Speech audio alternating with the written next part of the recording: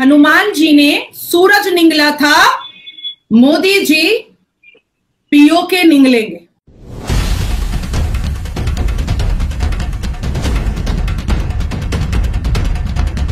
घने जंगल में पहाड़ों पे बैठे हैं, तो पहाड़ पे नीचे से ऊपर चढ़ना जो है आपको पता है काफी मुश्किल होता है, लेकिन ये है कि वो ड्रोन्स के जरिए उनको देख रहे हैं और निशाने बांध के वहां पे गोले मार रहे हैं। यूएई के वाइस प्राइम मिनिस्टर हैं, उन्होंने India middle east Europe corridor का वो मैप शेयर किया गया है जो इंडियन सरकार का मैप है, जो इंडियन हुकूमत जिस मैप को कहती है।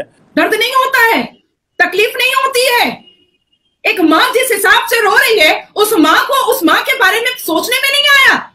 बम लगा करके, गोली लगा करके जिस्म पर निकल जाते हैं ताकि हम शहीद हो जाएंगे, तो हमको 72 वर्जिन हूरें मिलेंगी आसमान पे। दोस्तों, पूरा गांव का गांव उमड़ आया और जो वीर गति को प्राप्त हुए जो शहीद थे उनको श्रद्धांजलि देने के लिए इजिप्ट गवर्नमेंट ने वहाँ के इंस्टीट्यूट, वहाँ के स्कूल में स्कूल गोइंग जो लड़कियां हैं उनके निकाब के ऊपर, फेस कवर करने के ऊपर पाबंदी लगा दी है। 3 का जवाब 3 करोड़ से देंगे, निगलेगा मोदी पूरे के पूरे पीओके को हनुमान जी की तरह। नमस्कार दोस्तों, सऊदी अरेबिया के बाद अब इजिप्ट भी एक बड़ा कदम लिया है रेडिकल इस्लाम के खिलाफ, और वो ये है कि इजिप्ट ने एजुकेशन इंस्टीट्यूशंस, स्कूल्स और कॉलेजेस में बुर्का को बैन कर दिया गया है। यानी कि अब इजिप्शियन महिला स्कूल और कॉलेजेस में बुर्का पहनकर नहीं जा सकती है और अपने फेस को कवर नहीं कर सकती है, जिसे लेकर के अब पाकिस्तान में बवाल मच रहा है, क्योंकि इजिप्ट एक इस्लामिक देश है और पाकिस्तान समझता है कि ये एक इस्लाम के खिलाफ कोई एक्शन लिया गया है, बल्कि हम सब जानते हैं कि ये एक रेडिकल सोच और वुमेन सप्रेसिंग सोच के खिलाफ एक्शन लिया गया है,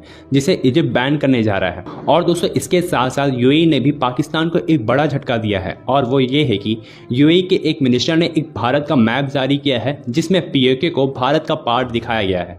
और अब हमें ये समझ में आता है कि यूएई भी मानता है कि पीओके भारत का अभिन्न अंग है, जो पाकिस्तान उसे कब्जा कर बैठा हुआ है। तो चलिए दोस्तों, इसी पर आगे पाकिस्तानी मीडिया का रिएक्शन देखते हैं। जब भी कश्मीर में जो जितने भी आतंकी हमले होते हैं, टेररिस्ट अटैक होते हैं, तो पाकिस्तान का नाम जोड़ दिया जाता है। अगर पाकिस्तान में कुछ होती है तो वो कहते हैं इंडिया की साजिश है। तो इन्हीं बातों पर आज हम बात करेंगे। सबसे पहले डॉक्टर साहब के साथ। डॉक्टर साहब, क्या कहेंगे आप कश्मीर में जो तनाव बढ़ रहा है दोनों जानिब से? ये लश्कर तैयबा का एक शैडो फ्रंट है, द रेजिस्टेंस फ्रंट। ये उनके दहशतगर्द बताए जा रहे हैं, अभी तक तो यही खबरों में आ रहा है, और ये गिनती के हैं। लेकिन चूंकि ये स्ट्रेटेजिकली ऊंची जगह पे बैठे हैं, घने जंगल में पहाड़ों पे बैठे हैं, तो पहाड़ पे नीचे से ऊपर चढ़ना जो है आपको पता है काफी मुश्किल होता है, लेकिन ये है कि वो ड्रोन्स के जरिए उनको देख रहे हैं और निशाने बांध के वहां पे गोले मार रहे हैं, आरबीजीज का भी इस्तेमाल कर रहे हैं।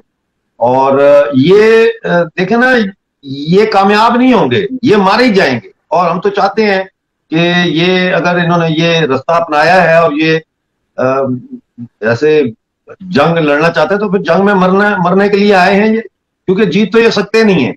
ये पाकिस्तान की जो वैल्यू है ना इस वक्त, वो सिर्फ एक वैल्यू है पाकिस्तान की, वो है न्यूट्रल वैल्यू। लेकिन पाकिस्तान ने जो है वो ये जो अब घुसपैठिए भेजे हैं, राजौरी में भेजे हैं और जम्मू में और यहाँ कश्मीर में जो भेजे हैं, इसकी बहुत भारी कीमत अदा करनी पड़ेगी पाकिस्तान।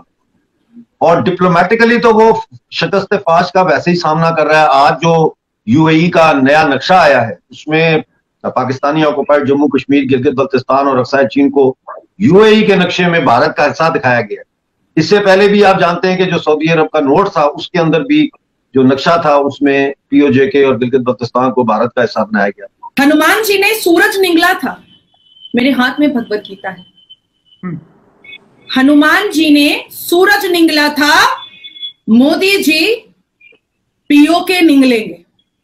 8 सितंबर 2023 जुमा का दिन था। रावलपिंडी के अल-कुदस मस्जिद में जिस इमाम के साथ छिपा हुआ था अल कासिम, मेंबर ऑफ लश्कर तैयबा, जो इमाम साहब के शरण में छुपा हुआ था, जो इमाम साहब जिसको छुपा कर रखे हुए थे अपने पास, सजदे में गया था और वहीं पर उसको गोली मारी गई थी, जिसकी वजह से हाफिज सईद, लश्कर तैयबा, अजमुल मुजाहिदीन को बड़ी मिर्ची लगी थी।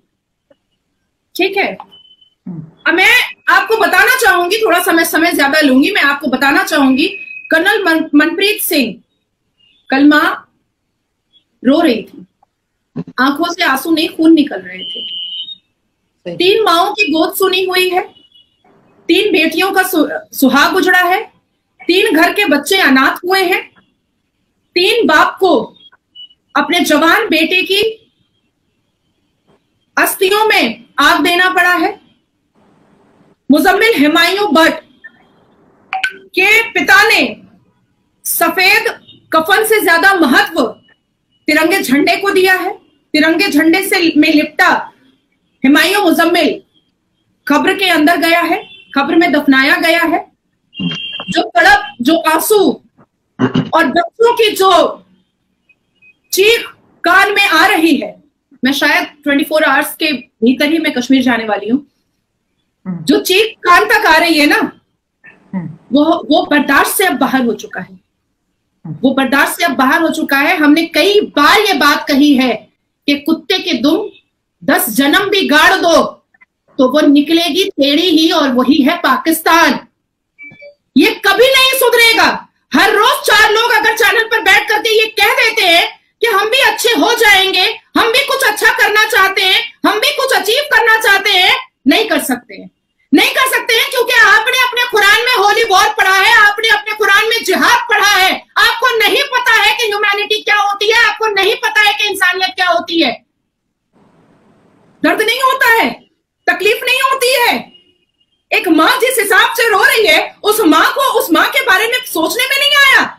बम लगा करके, गोली लगा करके जिस्म पर निकल जाते हैं ताकि हम शहीद हो जाएंगे तो हमको 72 वर्जिन हूरें मिलेंगी आसमान पे। Shame on Pakistan, shame on. आज भीख का कटोरा हाथ में है और आपके हुक्मरानों को कोई परेशानी नहीं है कि आप खा नहीं पा रहे हैं, आप पी नहीं पा रहे हैं, आपको नौकरियां नहीं मिल रही है, आप टूटे चप्पल पहनकर घूम रहे हैं, आप कलेजा पीट करके भूख की तड़प से रो रहे हैं। कोई फर्क नहीं पड़ रहा है। फर्क सिर्फ इतना पड़ रहा है कि G20 के समिट हिंदुस्तान में इतनी कामयाब हुई। अच्छा, अब तो सऊदी अरबिया का शहजादा हिंदुस्तान का ही हो गया। अच्छा, सऊदी अरबिया का शहजादा माइक पकड़ के जैसिया राम बोल रहा है। अच्छा, ऋषि सोनक ने तो इतिहास ही बदल डाला कि ताजमहल में फोटो ना खिंचा करके अक्षरधाम मंदिर को बना डाला कि हाँ भाई यहाँ मेमोरी बनाओ। बुरा लग गया, बुरा लगा। ईंट का जवाब पत्थर से देंगे, टीन का जवाब 3 करोड़ से देंगे। निगलेगा मोदी पूरे के पूरे पीओके को हनुमान जी की तरह।